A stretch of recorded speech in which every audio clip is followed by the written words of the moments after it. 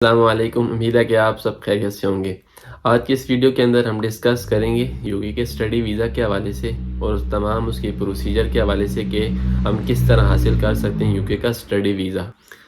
अगर आपकी तमाम डॉक्यूमेंट्स कंप्लीट हैं और अब आप एडमिशन के लिए आगे प्रोसीड करना चाहते हैं तो बेसिकली यूके के अंदर जनरली 2 इनटेक्स होती हैं, एक सितंबर इनटेक और एक जनवरी इनटेक। उसको यूनिवर्सिटीज़ मई इनटेक भी ऑफ़र करती हैं। तो अगर आप कोई भी इनटेक लेना चाहते हैं एडमिशन के लिए तो उससे प्रायर आपको 3 मंथ्स पहले अप्लाई करना पड़ेगा यूनिवर्सिटीज़ के अंदर।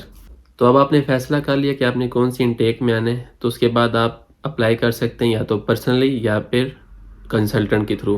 तो पर्सनली तो अगर आप यूनिवर्सिटी की वेबसाइट के थ्रू पर्सनल उनकी वेबसाइट पे भी जाके अप्लाई कर सकते हैं। इसके अलावा एक यूकास एक वेबसाइट है जिसके ऊपर आप जाके लॉगिन करके उसके बाद आप जो है वहाँ पे कोई भी 5 यूनिवर्सिटी सिलेक्ट करते हैं और उनके अंदर अप्लाई कर देते हैं। तो यूनिवर्सिटीज़ के थ्रू अगर आप अप्लाई करेंगे तो अप्लाई पर्सनल भी कर सकते हैं और कंसल्टेंट अगर आप लेना चाहते हैं, कंसल्टेंसी किसी की लेना चाहते हैं तो उसके थ्रू भी आप अप्लाई कर सकते हैं। तो वो आपका तमाम केस कंसल्टेंट देखेगा। तो अब आपने अप्लाई कर दिया यूनिवर्सिटी के लिए अपना सूटेबल कोर्स और उसके बाद अब आपको आएगा ऑफ़र लेटर।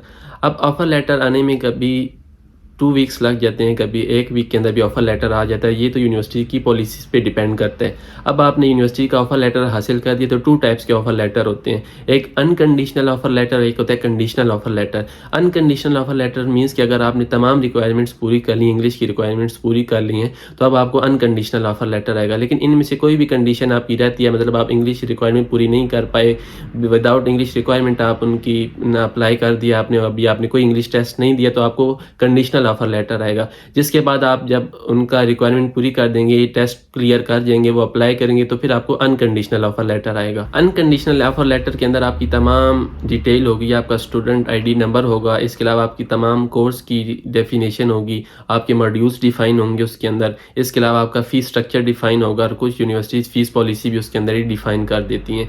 इसके बाद जैसे ही अनकंडीशनल ऑफर लेटर आपने रिसीव कर दिया तो नेक्स्ट प्रोसीजर ये है कि कुछ यूनिवर्सिटीज़ ऐसी हैं जो आपको इंटरव्यू का कहेंगी और कुछ यूनिवर्सिटी ऐसी हैं विदाउट इंटरव्यू आपको कहेंगी फ़ीस सबमिट करवाएं। अब आपने फ़ीस सबमिट करवा ली है, कंडीशनल ऑफर लेटर भी है आपको अनकंडीशनल, तो इसके बाद नेक्स्ट प्रोसीजर है आपका कि आप टीबी टेस्ट करवाएंगे अपना।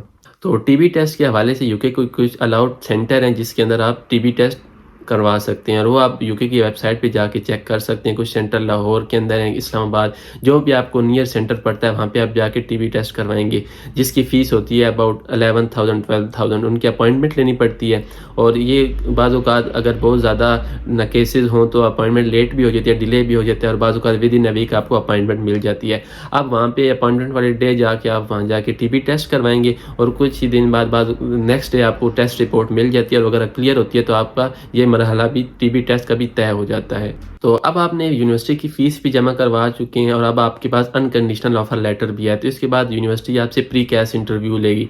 ये majority of the universities pre cash interview लेती हैं और उसके बाद आपको अगर आप इंटरव्यू क्लियर कर जाते हैं तो वो आपको कैश लेटर इशू कर देते हैं। प्री कैश इंटरव्यू के अंदर वो आपसे थोड़ी बहुत इन्फॉर्मेशन लेते हैं कि आप कौन से कोर्स के अंदर आ रहे हैं और आपके आगे क्या फ्यूचर टारगेट्स क्या हैं और आपने यही कोर्स क्यों चॉइस किया है। इसके अलावा आपकी फाइनेंशियल जो बैकग्राउंड है उसके हवाले से भी थोड़ी क्वेश्चनिंग करते हैं और इसके अलावा थोड़ा जिस डिग्री के अंदर आप जा रहे हैं उस हवाले से भी वो थोड़ा बहुत आपसे क्वेश्चनिंग करते हैं कि आपने मॉड्यूल से स्टडी की हैं और आप आगे क्यों इस फील्ड के अंदर आना चाहते हैं और थोड़ी बहुत आपके जहाँ पे आप आगे रिहाइश रखेंगे, यहाँ पे आके रेजिडेंस, उस हवाले से भी थोड़ी बहुत क्वेश्चनिंग होती है। और इसके बाद अगर आपका इंटरव्यू क्लियर हो जाता है तो इसके बाद सबसे जो मेन इनका लेटर है, कैश लेटर, वो आपको इशू कर देंगे। अब आपके पास कैश लेटर भी आ चुका है और इसके बाद आपके पास टीबी टेस्ट भी है। तो मोस्ट इंपॉर्टेंट रिक्वायरमेंट अब आप वो रिक्वायर्ड है वीज़े के लिए, वो है बैंक स्टेटमेंट। तो बैंक स्टेटमेंट जो वीज़ा के लिए रिक्वायरमेंट होती है वो है लास्ट 28 डेज़ की बैंक स्टेटमेंट रिक्वायर होती है। लास्ट 28 डेज़ के अंदर आपने कितनी अमाउंट रखनी है, बैंक स्टेटमेंट कितनी रखनी है, वो होती है इस लिहाज से कि आपने कितनी यूनिवर्सिटी की फ़ीस, जैसे अब मिसाल के तौर पर आपकी फ़ीस है 12,000 पाउंड और आपने 6,000 पाउंड फ़ीस सबमिट करवा दी है तो आपकी रिमेनिंग फ़ीस हो गई 6,000 पाउंड रह गई। इसके अलावा आपका जो यहाँ पे रेजिडेंस जो आपका अमाउंट एक्सपेंस हो जाता है वो 9,000 है और लंदन के लिए थोड़ा बहुत 10,000 और इससे भी अबव है। तो आप वेबसाइट पे करंटली देखें तो उसके अलावा आप रिमेनिंग फ़ीस और आपकी जो एक्सपेंस है इनको प्लस करेंगे तो ये आपकी टोटल स्टेटमेंट बनेगी। इनको आपने पाकिस्तानी रुपीस के अंदर आपने अपने अकाउंट के अंदर आपने रखना है 28 डेज़ के लिए। मिसाल के तौर पर आपके लिविंग एक्सपेंस और आपकी जो फ़ीस जो रिमेनिंग फ़ीस रह गया वो मिला के आपके जो पाकिस्तानी रुपीज़ में आप कन्वर्ट करें या इंडियन या किसी भी रुपीज़ में आप जिस कंट्री से भी आ रहे हैं तो आप करेंगे तो वो आपकी मिसाल के तौर पर 45 लाख बनते हैं। तो आप उससे थोड़ा बहुत ऊपर भी रख लें ताकि अगर करेंसी थोड़ी अप डाउन होती है, अगर पाउंड का रेट 300 है तो 320 या 350 तक भी जाता है तो थोड़ा बहुत बैलेंस रहे। तो इस लिहाज से आप स्टेटमेंट हमेशा कुछ ऊपर रखेंगे। स्टेटमेंट आपकी ऊपर होगी तो उसके बाद अब आप लास्ट जो है स्टेटमेंट आपकी बन जाएगी 28 डेज़ की वैलिड स्टेटमेंट। तो वैलिड 28 डेज़ की स्टेटमेंट होगी, आपके पास कैश लेटर भी होगा, आपके पास टीबी टेस्ट भी होगा। तो इसके बाद आप लेंगे वीज़ा की अपॉइंटमेंट। तो यूके वीज़ा वेबसाइट पे जाके आप वीज़ा की अपॉइंटमेंट लेंगे। इसके अलावा आपको अपॉइंटमेंट के अलावा आपको एक यूके हेल्थ इंश्योरेंस की फ़ीस सबमिट करवानी पड़ेगी और उसके अलावा आपको वीज़ा एप्लीकेशन फ़ी भी सबमिट करवानी पड़ेगी और इसके अलावा कुछ अपॉइंटमेंट के चार्जेस होते हैं वो आपको सबमिट करवाने पड़ेंगे। तो ये अगर आप पाकिस्तानी रुपीज़ में इनको कन्वर्ट करें तो ये तकरीबन आपके 4 लाख के करीब इसकी टोटल अमाउंट बनती है जो आपको वीज़ा एप्लीकेशन और हेल्थ इंश्योरेंस और इस तमाम प्रोसीजर के अंदर आपको ये फ़ीस सबमिट करवानी पड़ेगी। तो ये आप जैसे ही करवा लेंगे तो इसके बाद आपको अपॉइंटमेंट डे मिल जाएगा, जिसके लिए आपको अपॉइंटमेंट डे पर जाकर अपना वीज़ा फ़ाइल करना होगा। अब आपको अपॉइंटमेंट डे मिल चुका है और अब आपने जाना है वीज़ा फ़ाइल करने के लिए। तो उसके लिए आप तमाम अपने डॉक्यूमेंट्स लेके जाएँगे, अपना टीबी टेस्ट लेके जाएँगे, कैश लेटर लेके जाएँगे, अपॉइंटमेंट लेटर लेके जाएँगे और 28 डेज़ की बैंक स्टेटमेंट लेके जाएँगे, जिसके साथ मेंटेनेंस लेटर भी होगा बैंक का, वो भी आप लेके जाएँगे। ये तमाम डॉक्यूमेंट्स जब आपके कंप्लीट होंगे, ये आपने कंप्लीट करने हैं और उसके बाद आपने अपॉइंटमेंट के लिए जाना है वीज़ा के लिए। अपॉइंटमेंट में आप जाएँगे तो वहाँ पे आपका वीज़ा फ़ाइल होगा, जिसके लिए आपके तमाम डॉक्यूमेंट्स ले लिए जाएँगे। इसके अलावा आपके स्कैन होंगे डॉक्यूमेंट्स वहाँ पे और उसके बाद आपके फिंगरप्रिंट्स जो हैं वो स्कैन होंगे और उसके बाद आपकी पिक्चर्स ली जाएंगी। और जब आप ये तमाम प्रोसीजर कर लेंगे तो अब आप अपना वीज़ा फ़ाइल कर आए हैं, तो इसके बाद अब आपका वीज़ा फ़ाइल हो चुका है। तो फाइनली इस तमाम प्रोसीजर के बाद अब आपका यूके का वीज़ा आ जाएगा।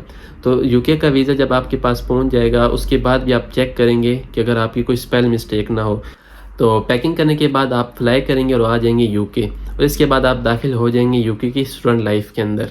तो आज की इस वीडियो के अंदर हमने डिस्कस किया तमाम पॉइंट्स और तमाम प्रोसीजर यूके का स्टडी वीज़ा हासिल करने के लिए।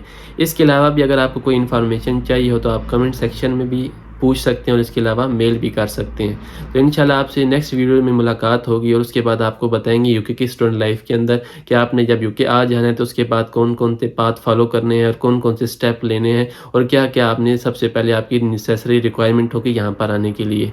तो इंशाल्लाह आपसे नेक्स्ट वीडियो में मुलाकात होगी।